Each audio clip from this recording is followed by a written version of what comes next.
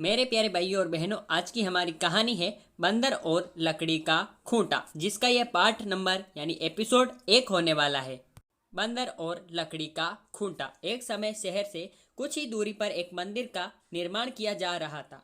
मंदिर में लकड़ी का काम बहुत था, इसलिए लकड़ी चीरने वाले बहुत से मजदूर काम पर लगे हुए थे। यहाँ वहाँ लकड़ी के लट्ठे पड़े हुए थे और लट्ठे पर शहतीर चीरने का काम चल रहा था। सारे मजदूरों को दोपहर का भोजन करने के लिए शहर जाना पड़ता था, इसलिए दोपहर के समय 1 घंटे तक वहाँ कोई नहीं होता था। एक दिन खाने का समय हुआ तो सारे मजदूर काम छोड़कर चल दिए। एक लट्ठा आधा चीरा रह गया था। आधे चीरे लट्ठे में मजदूर लकड़ी का कीला फंसाकर चले गए। ऐसा करने से दोबारा आरी घुसाने में आसानी रहती है। तभी वहां बंदरों का एक दल उछलता कूदता आया।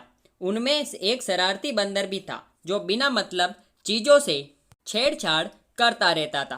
पंगे लेना उसकी आदत थी। बंदरों के सरदार ने सबको वहां पड़ी चीजों से छेड़छाड़ न करने का आदेश दिया। सारे बंदर पेड़ की ओर चल दिए, पर वे शैतान बंदर सबकी नजर बचाकर पीछे रह गया और लगा अड़ंगेबाजी करने।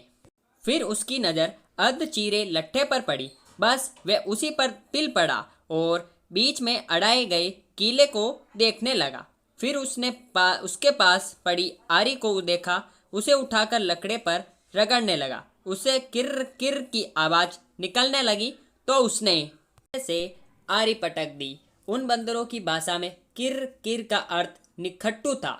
वह दोबारा लट्टे के बीच फंसे कील को देखने लगा। उसके दिमाग में कौतूहल होने लगा कि इस कीले को लट्टे के बीच में से निकाल दिया जाए तो क्या होगा।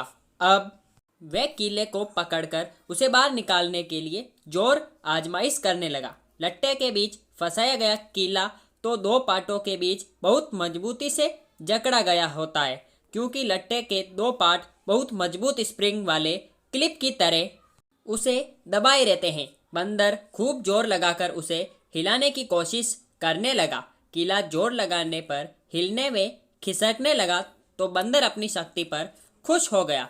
वे और जोर से खो खो करता कीला सरकाने लगा। उसे दिग्गा मुश्ती के बीच बंदर की पूंछ दो पाटों के बीच आ गई थी, जिसका उसे पता ही नहीं लगा और उसने उत्साहित होकर एक जोरदार झटका मारा और जैसे ही कीला बाहर निकला, लट्टे के दो चीरे भाग फाटक से क्लिप की तरह जुड़ गए और बीच में फंस गई बंदर की पूंछ। बंदर चिल्ला उठा। तभी मजदूर वहां लौटे। उन्हें देखते ही बंदर ने भागने की लिए जोर लगाया तो उसकी पूंछ टूट गई। वह चीखता हुआ टूटी पूंछ लेकर भागा। कहानी सुनाकर करपट बोला, इसलिए कहता हूँ कि जिस काम से कोई अर्थ न सिद्ध होता हो उसे नहीं करना चाहिए। व्यर्थ का काम करने से जान भी जा सकती है। अरे अब भी पिंगलक को जो शिकार करके लाता है उससे हमें भरपेट भोजन तो मिल ही जाता है, पर तब बेकार ही झंझट में पड़ने से क्या फायदा। दमनक बोला, तो तुम क्या केवल भोजन के लिए ही जीते हो? ये तो ठीक नहीं। अपना पेट कौन नहीं भर लेता। जीना तो उसका ही उचित है जिसने जीने से और भी अनेक लोगों का जीवन चलता हो। दूसरी बात यह है कि शक्ति होते हुए भी जो उसका उपयोग नहीं करता और उसे यों ही नष्ट होने देता, उसे भी अंत में अपमानित होना पड़ता है। करपट ने कहा, लेकिन हम दोनों तो ऐसे ही मंत्री पद से च्युत हैं। फिर राजा के बारे में ये सब जानने की चेष्टा करने से क्या लाभ? ऐसी हालत में तो राजा से कुछ कहना भी अपनी हंसी उड़वाना ही होगा। व्यक्ति को अपनी वाणी का उपयोग भी वही करना चाहिए जहां उसके प्रयोग से किसी का कुछ लाभ हो। भाई, तुम ठीक नहीं समझते। राजा से दूर रहकर तो सही सही इज्जत भी गवा देंगे हम।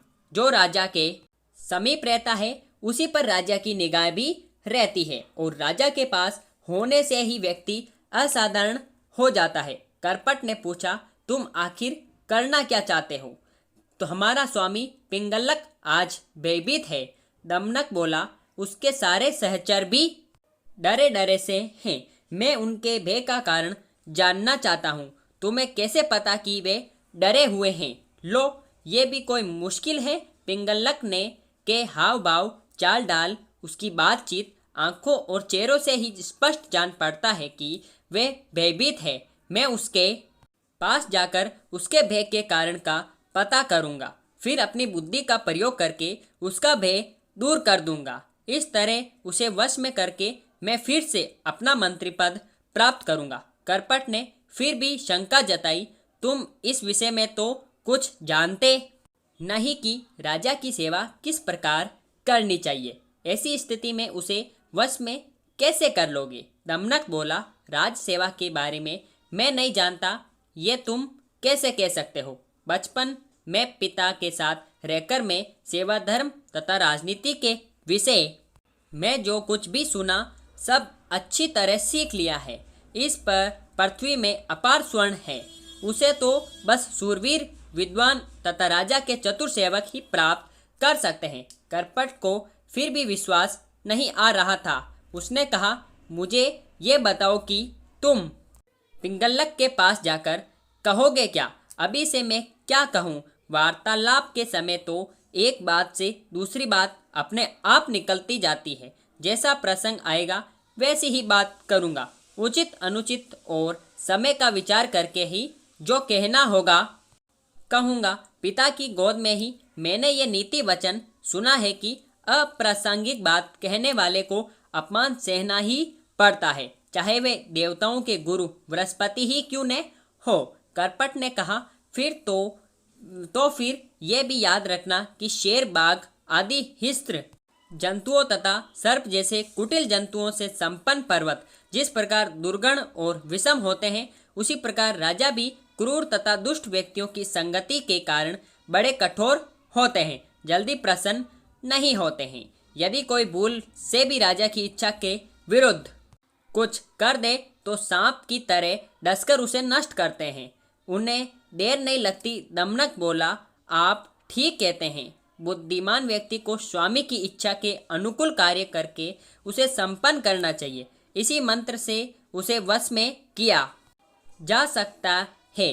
करपट ने समझ लिया कि दमनक ने मन ही मन पिंगलक से मिलने का दृढ़ निश्चय कर लिया है। वे बोला, ऐसा विचार है तो अवश्य जाओ, बस मेरी एक बात याद रखना, जो राजा के पास पहुंचकर हर समय सावधान रहना।